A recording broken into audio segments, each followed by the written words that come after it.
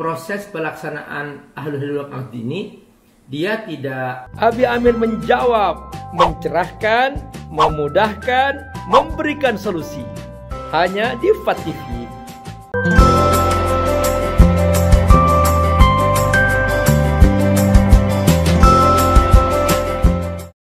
Jangan lupa donasi untuk keberlangsungan FAT TV ini. Insya Allah semua yang Anda donasikan, Allah akan mengganti dengan lipat ganda. Karena di sini Anda beramal jariah. Ayo bergabung dalam dakwah FAT TV. Semoga Allah berkahi. Bagaimana terbentuknya Ahlul Halli wal Aqd? Karena ini pertanyaan berkaitan dengan teknis, dan teknis itu berkembang sebagaimana perubahan situasi, maka juga proses pelaksanaan Ahlul Halli wal Aqd ini dia tidak berbentuk linear, tapi dia berkembang juga. Ahlul Halli wal Aqd di zaman Abu Bakar Siddiq setelah wafatnya Rasulullah SAW hanya sekelompok para sahabat yang ketika itu berkumpul. Ada Umar, ada Abu Bakar Siddiq, ada Sa'ad bin Ubadah, tokoh Ansor, ya, Sa'ad bin Mu'ad, tokoh Ansor ketika itu. Jadi berkumpul di Saqifah Bani Sa'adah dan akhirnya merumuskan suatu konsep siapa yang berhak melanjutkan perjuangan Rasulullah SAW yang kemudian disebut dengan istilah khalifah. Nah, jadi sebetulnya ketika itu para sahabat juga beristihad dalam membentuk Ahlul Halli wal Aqd itu sesuai dengan kemampuan yang mereka miliki dan sesuai dengan sarana yang mereka miliki. Masyarakat Mekah sudah punya MPR, masyarakat Mekah. Di situ disebut dengan Darun Nadwa. Jadi Darun Nadwa itu tempat eksekusi semua kepimpinan di zaman Quraisy, zaman kafir dulu. Nah, tapi di Madinah nggak punya markas MPR, nggak punya. Jadi yang ada tadi itu berkumpul di Saqifah Bani Sa'idah. Jadi kalau kita ke Madinah, itu setiap jemaah saya bawa mampir di situ. Nah, tempat berkumpulnya para sahabat. Nah, setelah Abu Bakar menjelang wafat, itu Abu Bakar sempat mengumpulkan. Ini bentuk lain lagi Abu Bakar Siddiq. Jadi Abu Bakar Siddiq itu memanggil satu persatu, mengontak siapa yang dipercaya, kemudian bagaimana Abu Bakar mengkonfirmasi, saya mengusulkan agar Umar dipilih setelah saya. Dan kata Abu Bakar Siddiq, dia memberikan rekomendasi. Dari rekomendasi itu kemudian diminta oleh Abu Bakar agar disepakati. Nah, itu juga bentuk baru lagi Ahlul Halli wal Aqd gitu. Jadi istilahnya intinya syura, dan orang-orang yang terlibat syura itu bukan orang yang punya kepentingan, tapi mencari kebenaran, mencari orang terbaik untuk memimpin itu. Itu aja gitu. Nah, tentu karena ini adalah ijtihad basyari, yaitu ijtihad manusiawi yang sekalipun sudah mereka berikhtiar untuk memilih yang terbaik, namun yang namanya fitnah terjadi. Jadi di zaman pada saat Umar itu muncul beberapa orang yang memang dia itu melihat bahwa kayaknya kalau Umar memimpin, ruang nafsu dia itu nggak berkembang gitu. Maka akhirnya bersepakat di kelompok-kelompok yang punya kepentingan nafsu ini, bagaimana cara supaya segera menyelesaikan masalah Umar ini gitu. Maka Umar dibunuh gitu, caranya gitu.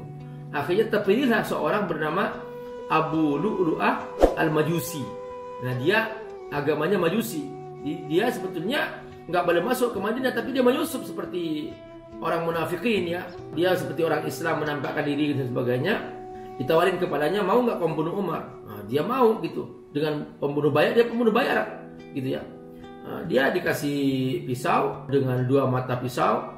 Kemudian dia menyusup ikut sholat subuh ketika itu, dan dia di barisan paling depan. Pada saat Umar sudah mulai sholat, semua sahabat juga sholat.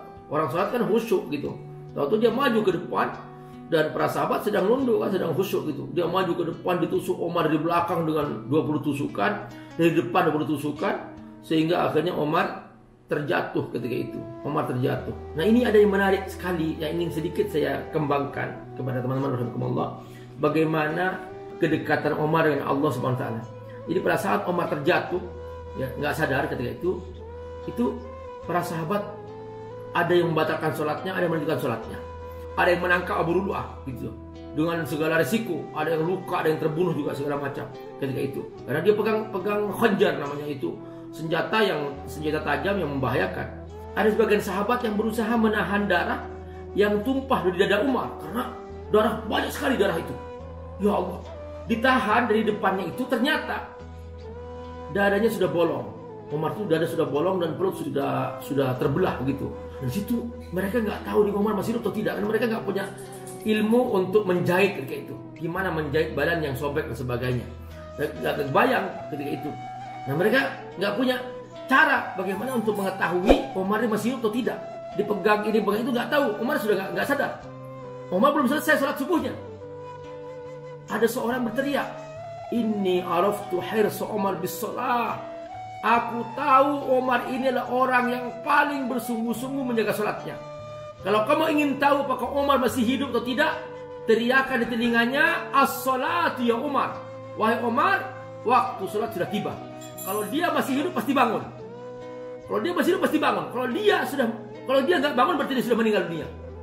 Langsung diteriakan di telinganya, "As-sholatu ya Umar."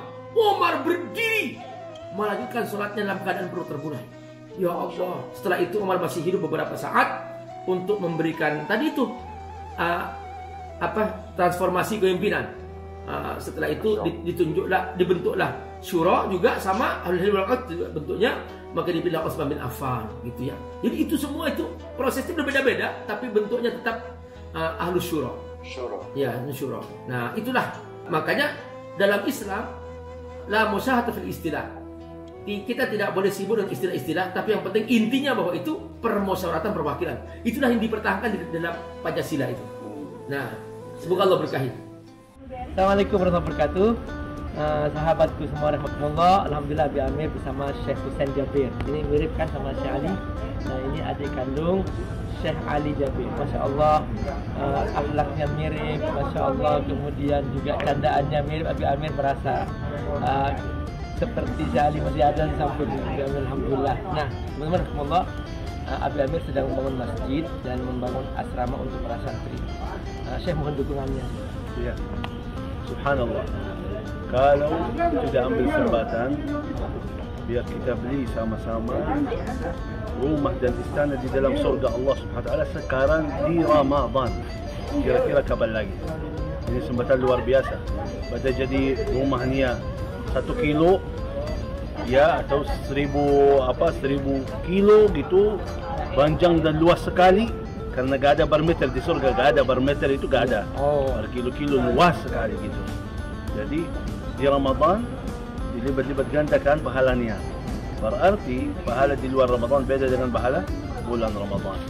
Berarti Anda sekarang infak 1 miliar untuk masjid. Berarti Anda dapat 700 miliar. Allahu Akbar. Masya Allah. 700 miliar berarti Anda dapat 1 langit gitu. Masya Allah. Sendiri. Masya Allah. Ayo berinfak saya di membangun masjid pesantren Fadlul Tafsir di Kampung Sukawangi, Sukamakmur, Bogor. Terima kasih Syekh. Ya, barakallah. Insya Allah.